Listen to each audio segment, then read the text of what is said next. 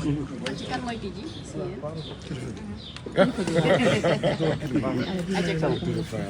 en fait boobu mooy sama kilifa. mbokk yi ñu ngi leen di gërëm. yéen ñëpp ñi nga xam ne yéen a nekk fii. ndaxte ñoo àndandoo dem marché HLM. jóge marché HLM ñëw fii di leen di masawu coono bu baax a baax. di leen di gërëm ci seen disponibilité. di wëy di ànd ak convention des jeunes reporters. syndicat presse bi ak ñoom seen ci ñaawlu li nga xam ne moom la takk der yi di teg journalistes yi di teg li nga xam ne moom mooy organe de presse yi ci violence ci dóor rawatina jigéen yi ñu ngi koy ñaawlu waat ba fu ñaawlu yem di interpeller le président Macky Sall ci ne jeexal na pare na rafet ci askanu Sénégal yëpp na rafet ci journalistes yi di wàcc ci terrain bi ndaxte xëy na bëri na ay journalistes yoo xam ne du ñu wàcc ci terrain bi du ñu mëkk grenade lacrymogène du ñu mos liif donc ñu ngi masawu journaliste de terrain yi naam journaliste yëpp ay jàmbaar lañu waaye journaliste de terrain yi góor ak jigéen ngeen may ma nag ngeen may ñu ñun Diomaye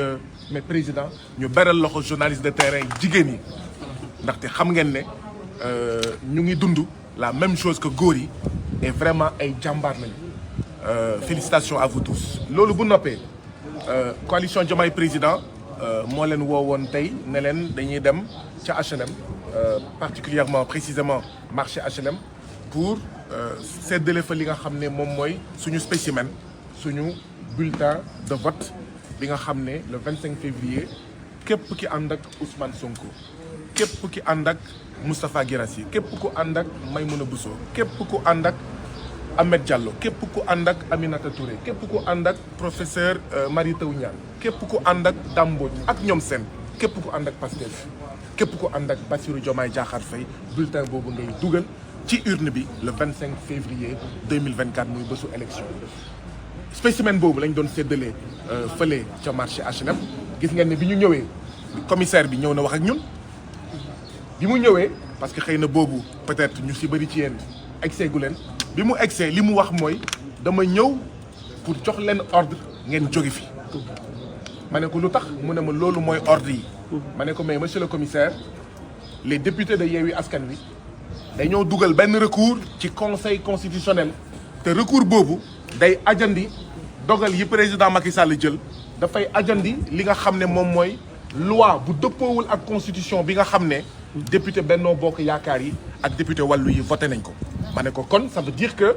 nous sommes en campagne électorale te bu ñu waxee campagne électorale dem saafonteeg askan wi dem waxtaan ak askan wi dem wax leen lan moo tax ñu war a voter Diomaye président dem wan leen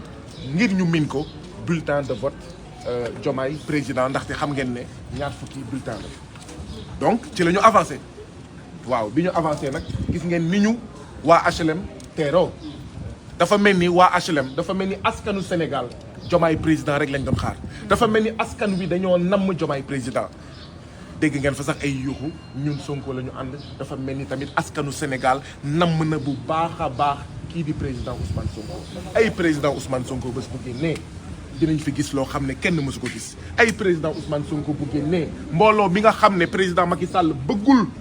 àddina bi gis ko ci ne ñooñu ñoo topp Diomaye président ñooñu ñoo topp président Ousmane Sonko ñooñu ñoo topp Pastef dina gis mbooloo boo xam ne kenn mësu ko gis sur la planète Terre donc mbokk yi waxtaan nañ ak commerçant yi distribué nañ suñu ay spécimen commerçant yi kontaan nañu dugg nañ suñu oto ñu bëggoon dem ci màkkaanu étudiant njàngaanu daara ju kawe yi nga xam ne ñu ngi bàyyeekoo Kédougou foofu la ñu bëggoon dem ngir jaale étudiant Kédougou ndaxte xam ngeen ne ci ñetti xale yi président Macky Sall faat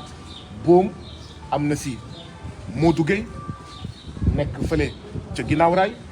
amoon na ci Landing Camara Ziguinchor waaye itam am na si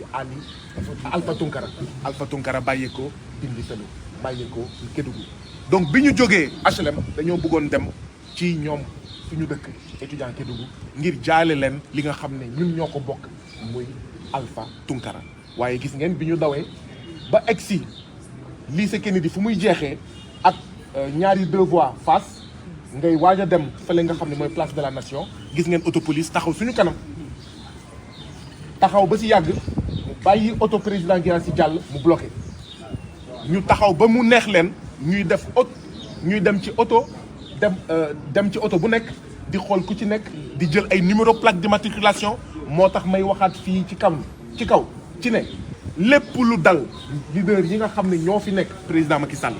lépp lu dal seen auto président Macky Sall ndaxte xamuñu lan moo tax ñu doon bennal auto yi di jël plaque d'immatriculation di xool ku ci nekk ñoom ñu ngi sol ay kagul ñenn ci ñoom ñu ngi sol ay kagul waaw koo xam ne yow amoo fit jàkkaarloog nit looy jël plaque d'immatriculation donc nous mettons en garde le président Macky Sall lu dal leader yii mooma lu dal auto yii mooma te dootuñu nangu li nga xam ne moo daloon daam muy dawal otom ñu koy di ko tirer ay bal duñ ko nangu et nous prenons à témoin l'opinion publique nationale et internationale bii auto président Guirassy rombe ñu bàyyi auto Yacine Fall ak defe naa auto Marème Soda jàll ñu bloqué waat ñu bàyyi ñun suñu auto ñu jàll ñu bloqué waat donc lii muy tekki mooy seen taxawaay moo nekkoon pour ñu tas cortège bi yaa ngi di fàttaliku amoon na fi meeting ak APES ñun ñëpp ak président Ousmane Sonko demoon fa ñu jóge ak APES ñu ñibbi ci VDN bi takk der yi fees dell ci VDN bi ñuy dagg cortège bi benn par benn pour bañ maanaam auto yi àndandoo donc dama bëgg askanu Sénégal xam li nga xam ne moo xew et que lu ñu dal ñoom la ci jamono campagne la ñu nekk fekk conseil constitutionnel joxewul àtte ci recours bi nga xam ne député Yewwi Askan Wi Ayib mu ngi fii sama ginnaaw tonton Ayib fekk conseil constitutionnel joxul décision bi joxul dogalam ñu ngi ci campagne électorale donc ñun coalition Diomaye Président li ñu waxoon dem moom la ñu jëfee tey dañ leen waxoon ne dinañ wëyal campagne bi ba keroog conseil constitutionnel wax ndax askanu Sénégal moo am dëgg ci ne élection par la force dégg ngeen commerçant yi ci HLM nee nañ élection par la force nee nañ élection day am nee nañ kenn du randal élection loolu la askan yu bëgg c'est ça la profonde aspiration du peuple sénégalais loo ko wax leneen diversion la tey sax ñenn ci yéen ñu ngi may laaj ci yeneen tomb man ne leen xanaa déggu leen askanu Sénégal lu mu wax askanu Sénégal waxul benn baat bu dul élection par la force kon bu leen ñu laaj leneen askanu Sénégal dafa ne kenn du randal élection kon bu leen ñu laaj leneen parce que li askan yu bëgg la ñu war a wax te askan wi mooy ñun ñooy askan wi ñun nee nañ élection par la force 25 février day am élection coup d'état bi duñ ko nangu duñu nangu dem 15 décembre 2024 donc lii moo nekkoon li ma bëggoon wax di gërëm waa HLM yëpp di gërëm mes commerçants HLM yi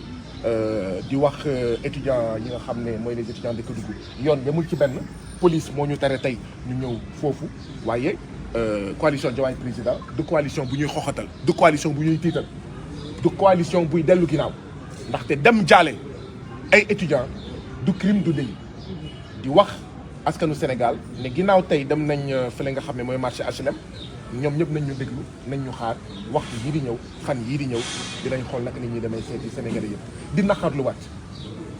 waa aar sunu élection li ñu leen def interdire seen manifestation du dëgg du yoon di ko naqarlu waat gis ngeen fii la ñu woote woon askanu Sénégal yëpp ne na ñëpp mobilisé wu ndaxte manifestation aar sunu élection mooy suñu manifestation ñun Diomaye Président mooy ci yoon manifestation wu mboolem démocrate citoyen sénégalais boo xam ne jàpp nga ne Sénégal warul am coup d'état Sénégal warul am putsch Sénégal warul nangu président boo xam ne ginnaaw bu mu defee coup d'état constitutionnel mu bugg ñu yóbbu ci coup d'état militaire donc ñu ngi koy ñaawlu dégg naa déposé nañ tey pour def manifestation samedi en espérant que bii pas dinañ ko autoriser waaye ñun Diomaye Président li ñu war a def dinañ ko def waxtu yi di ñëw dinañ leen wax lan mooy beneen en fait programme bi. ma bëgg a daanelee benn rek président nga jéggal ma Ousmane Sonko ku yàq deram di nga ko defaraat ku yàq ay waxam di nga ko defaraat weer yii passé waxoon naa ko France dama koy waxaat fii weer yii passé président Macky Sall dafay yabal ca kaso ba dafa yónni ay nit yooyu waxuñu président Ousmane Sonko ne président Macky Sall moo leen yabal ñu dugg ci kaso bi ne ko dañoo bëgg nga am liberté waaye nga génn Sénégal xaw ma ndax dégg ngeen ma dañoo bëgg dinañ la génnee kaso waaye da ngay génn Sénégal balaa ñuy gisanteeg moom ci biir kaso def nañ lu ñu mën ci biir hôpital ci biir grève de la faim bi pour mu recevoir leen mu ne moo lànk ñu ne ko Ousmane Sonko dañoo bëgg nga génn kaso da ngay génn Sénégal nga génn kaso Ousmane Sonko ne leen feebaruma génnuma Sénégal ñu ne ko da ngay génn Sénégal dem faju ji waaw dinañ wax askanu Sénégal ne da ngaa feebar dañ la génnee Sénégal génnee la kaso pour nga dem faju ji mu ne leen man feebaruma lenn rek moo ma dal sama ñànkatang laa nam damaa gëj a lekk te ku gëj a lekk boo ko xoolee di nga ko xàmmee mu ne leen génnuma Sénégal ma bëggoon nag wax patriote yi wax askanu Sénégal fi ngeen jàpp ci Ousmane Sonko foofu la bu leen teggi seen loxo bu leen teggi seen tànk te Ousmane Sonko waruñoo gën a gore bu nekkoon keneen nangu na génn Sénégal mu ne man génnuma Sénégal bu dee condition bi pour génn te amul lu ma def mooy génn Sénégal génnuma kaso loolu nag am na ay weer pexe yooyu président Macky Sall nekkoon ngir génnee président Ousmane Sonko ca kaso ci pexe yooyu la nekk ba tey moo tax ngeen di dégg baat yu bëri dama bëgg bu baax ngeen dégg baat yu bëri ngeen di dégg moom mu ngi toog fu mu toog rek waxagul dara mënugul wax pexe yooyu ñu nekkoon pour génnee ko kaso génnee waale ko Sénégal niñ ko defee woon pour keneen président Ousmane Sonko lànk ba tëdd ci suuf ci pexe yooyu la ñu wëy ba fan yii passé waxtu yii passé ngeen di dégg ay baat yu bëri naan lii am naag lii am naag lii am naag loolu noonu ngeen di wax bi mu commencé yàgg na te président Ousmane Sonko dafa lànk dafa bañ président Ousmane Sonko c'est un homme de refus c'est un homme de principe président Ousmane Sonko du kuy daw gisuma lu muy daw du kuy ragal gisuma lu muy ragal donc moo tax ma bëgg patriotes yi ñu ànd ak dal ñu ànd ak tey ñu ànd ak teg wax bu jotee wax dina jib bu ma leen ñamalee loolu rek ngeen war a xam ne kon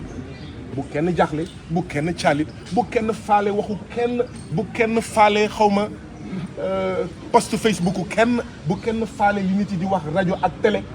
di jéem a yàq deru Ousmane Sonko léegi nag askan wi dafa mobiliser wu ne maa lànk maa bañ du ñu def coup d'état du ñu randal élection loolu moo tiital président Macky Sall ba bëgg fi indi diversion ba naan xawma ay amnistie ay dialogue ay leneen. ñaanu leen ko. c'est de la diversion ñun li nga xam ne ci la ñu war a focus mooy élection day am 25 février président Macky Sall 2 février 2 mars 2 avril jeexal na ci bopp réew mi bu génnewee Ousmane Sonko moo ko war bu génnewulee Ousmane Sonko génne ko moo ko war bu libérer les 1000 et quelques détenus politiques moo ko war bu leen génnewul moo ko war ndaxte da leen jàpp ñoom ñëpp ci loo xam ne du dëgg du yoon ñun nañu focus élection présidentielle 25 février nañu focus ci 2 avril mooy bés bu mujj ci président Macky Sall 3 avril nag du ko fi fekk bu ko fi fekkee ñu dem déloger ko palais moo ko waxoon bu ko fi fekkee ñu taxawal gouvernement d'union nationale de transition lii mooy ordre du jour bi la désobéissance civile continue la résistance continue contre le coup d'état du putschiste Macky Sall qui nous a annoncé, qui nous a menacé qu'il préparait un coup d'état militaire. Et je le redis, des gens sont allés voir le président Ousmane Sonko il y a plusieurs semaines de cela pour lui dire, président Ousmane Sonko, nous voulons vous sortir de prison et vous allez sortir en même temps par la même occasion du Sénégal et on dira à tout le peuple sénégalais que vous êtes malade. Le président Ousmane Sonko a refusé. Le président Ousmane Sonko a dit niet. Un général d'une armée qui s'appelle peuple sénégalais ne s'enfuit pas quand son peuple souffre, quand son peuple se bat. Moi, Ousmane Sonko, général des patriotes, je ne m'enfuis pas. Duma daw, duma en arrière, duma génn réew mi, duma gàddaay fii laay toog ak sama askan bi président Macky Sall di noot. Feebaruma, daluma. Je ne suis pas malade pour prétendre face au peuple sénégalais que je suis sorti du Sénégal pour aller me soigner. Je ne mange pas de ce pain, je ne baigne pas dans ces combines. Et je voudrais attirer l'attention de tous les patriotes. Ce sont ces stratagèmes-là, ces combines-là, que le président Macky Sall est en train de poursuivre. C'est pour ça que vous entendez tout le bruit qu'il y a aujourd'hui. En réalité, Macky Sall, l'APR et Benno Bokk Yakaar sont cernés de toutes parts par le peuple sénégalais et ils veulent se sortir de ce guêpier. Président Macky Sall et APR et Benno Bokk Yakaar sont des pyromanes qui voulaient allumer un feu contre les patriotes et ce feu est en train de les brûler et ils viennent demander aux patriotes de les aider à éteindre ce feu. Mané, président Macky Sall dafa taal daay boo xam ne dafa waroon lakk Ousmane Sonko lakk patriotes yi lakk ñoom Moustapha Guirassy lakk ñoom Maïmouna Bousso lakk ñoom professeur Mary Teuw Niane lakk ñoom Aminata Touré ñoom Yacine Fall ak ñoom Sène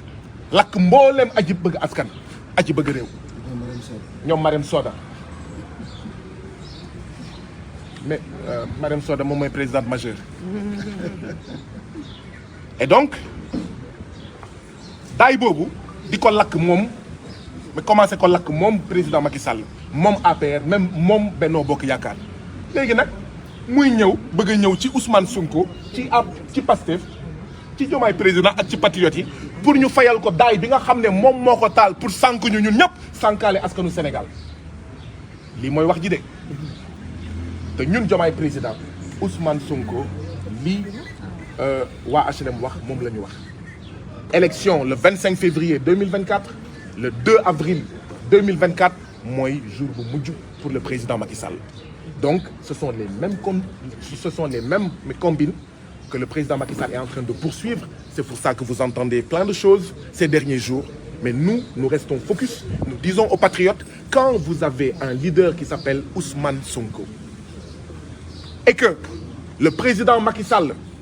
veut le faire sortir de prison et du Sénégal et qu'il refuse et qu'il résiste dans sa cellule, eh bien, nous n'avons rien à craindre. Nous n'avons aucun doute à avoir. Et que nous avons aujourd'hui au Sénégal le meilleur général qui soit, le meilleur leader qui soit. Et donc, n'écoutons pas les Cassandres. N'écoutons pas ces sons de cloche qui, en fait, font du tintamarre pour tenter de discréditer Diomaye président, pour tenter de discréditer Pastef et son leader et son candidat, Ousmane Sonko et Bassirou Diomaye Faye. Voilà, Président, je voulais ajouter cela parce que par ces temps troubles où certains racontent n'importe quoi, disent des contre-vérités, alimentent gratuitement dans un dessein que l'on connaît des rumeurs infondées. Sachez que ça fait des mois que le président Macky Sall cherche à sortir Ousmane Sonko de prison et du Sénégal et il refuse vaillamment, il refuse courageusement, il refuse patriotiquement. À nous de suivre son exemple, à nous de suivre son modèle, nous qui sommes en liberté, nous qui ne sommes pas en prison, jusqu'à la victoire, c'est-à-dire jusqu'au départ du président Macky Sall, jusqu'à l'élection présidentielle du 25 février 2024. Je vous remercie. Est-ce que vous pouvez revenir en français par rapport à l'alerte des numéros des membres de la coalition Diomaye 24 qui ont été relevés? Oui, nous avions annoncé que la coalition Diomaye président allait poursuivre sa campagne électorale parce que tout simplement le recours déposé par les députés de Yewwi Askan Wi au niveau du Conseil constitutionnel suspendait les décisions du président Macky Sall, suspendait la loi anticonstitutionnelle votée par les députés Benno Bokk Yakaar et Wallu. Et comme nous sommes des légalistes, vu que ce recours est suspensif, ça veut dire que nous devons poursuivre la campagne électorale. Et donc nous avions annoncé qu'aujourd'hui, nous allions distribuer les spécimens de Diomaye président au marché HLM. Ce que nous avons fait. Et nous en profitons pour saluer, remercier et féliciter les populations des HLM, les Sénégalais qui étaient au marché HLM aujourd'hui parce qu'ils nous ont accueillis chaleureusement. Vous en êtes témoins. Cela montre tout simplement que la seule coalition qui existe aujourd'hui est la plus forte, la plus demandée, la plus attendue, la plus réclamée dans ce pays-là est la coalition du président Ousmane Sonko. Je veux nommer la coalition Diomaye président. Vous avez entendu les Sénégalais que nous avons croisés aujourd'hui. En chœur, ils disent tous, élection day am. par la force élection day am élection par force kenn du randal élection. Autrement dit, il y aura des élections par la force. Quoi qu'il advienne, il y aura des élections. Autrement dit, nous n'acceptons aucun report de l'élection présidentielle. Autrement dit, nous n'acceptons pas le coup d'état constitutionnel du président Macky Sall et qu'il doit y avoir une élection le 25 février 2024. Et donc, quand nous avons terminé là-bas, peut-être bien avant, quand nous sommes arrivés au marché HLM, vous avez vu que le commissaire des HLM est venu vers nous. Il nous a dit, eh bien, je vous donne l'ordre de quitter les lieux. Pour quelle raison? Il répond, parce que tout simplement, ce sont les ordres. Et nous lui avons fait, nous, coalition Diomaye Président, eh bien, votre ordre est manifestement illégal et nous ne l'appliquerons pas parce que vos ordres ont été suspendus par le recours du groupe parlementaire Yewwi Askan Wi qui a fait un recours au niveau du Conseil constitutionnel contre la loi anticonstitutionnelle votée par Benno Bokk Yakaar et Wallu. Et donc, ça suspend cette loi, ça suspend le décret du président et donc la campagne électorale commence. Et dès que nous lui avons dit cela, il n'avait pas d'autre choix que de nous laisser poursuivre notre activité, à savoir aller à la rencontre des Sénégalais du marché HLM. Et ça a été une communion. Et nous en sommes heureux. Voilà. Et nous sommes partis après, sous la direction du président Guirassy. Nous devions aller à l'immeuble des étudiants de Kédovin, c'est-à-dire de Kédougou, pour aller leur présenter nos sincères condoléances. Nos sincères condoléances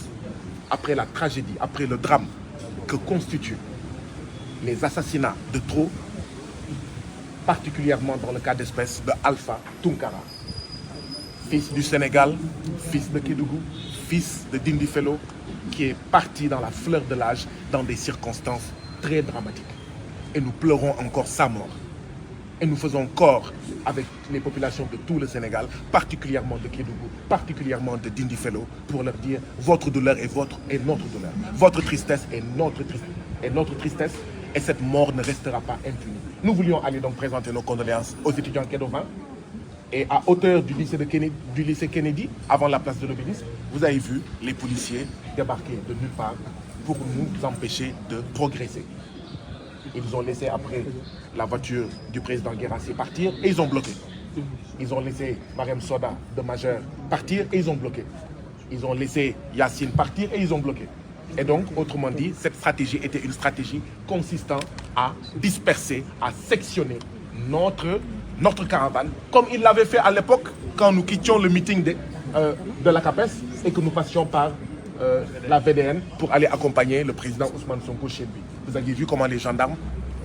nombreux sur la VDN, ont sectionné cela. Et nous dénonçons cela. Parce que nous sommes en campagne électorale. Ce que la police a fait aujourd'hui est illégal. Est tout simplement illégal. Et ça ne restera pas impuni. Et nous demandons au président Macky Sall de les ramener à l'ordre, de les rappeler à l'ordre. Parce que dans les heures à venir, nous informerons le peuple sénégalais des prochaines étapes de cette caravane, de cette campagne électorale. Avant de nous laisser partir, ils ont pris les numéros de plaques d'immatriculation de chaque voiture. Ils ont regardé dans chaque voiture qui y était. Et je voudrais prendre l'opinion publique nationale et internationale à témoin. Tout ce qui arrivera à Guirassy et à sa voiture, à Maïmouna Bousso et à sa voiture, à Marème Soda et à sa voiture, à Ahmed Diallo et à sa voiture, à Yassine Fall et à sa voiture, à Aminata Touré et à sa voiture, à Doudou Sidibé et à sa voiture. La liste est loin d'être exhaustive. Tout ce qui leur arrivera, le seul et premier responsable sera le président Macky Sall. Nous n'accepterons pas la transformation du Sénégal en Far West. Nous n'accepterons pas que ce qui est arrivé à Dambodj, que nous dénonçons encore et nous attendons l'identification des coupables, que cela arrive à un des leaders de Diomaye président, mais que ça arrive tout simplement à tout autre citoyen sénégalais. Nous ne l'accepterons pas et nous prenons à témoin l'opinion publique nationale et internationale. Qu'est-ce qu'ils vont faire avec nos plaques d'immatriculation? Qu'est-ce qu'ils vont faire avec nos voitures? Ils étaient encagoulés et ils nous regardaient les yeux dans les yeux alors que nous n'avions pas de cagoule. Nous prenons l'opinion publique nationale et internationale. S'ils touchent un seul cheveu de Marème Soda, de Guirassy ou de leur voiture, ils auront affaire à nous. Je crois que c'est l'élément que j'avais oublié et je vous remercie de votre aimable attention. Félicitations. pense que c'est bon, il a parlé pour... Merci beaucoup. Merci. Les micros. Merci à vous. Hein.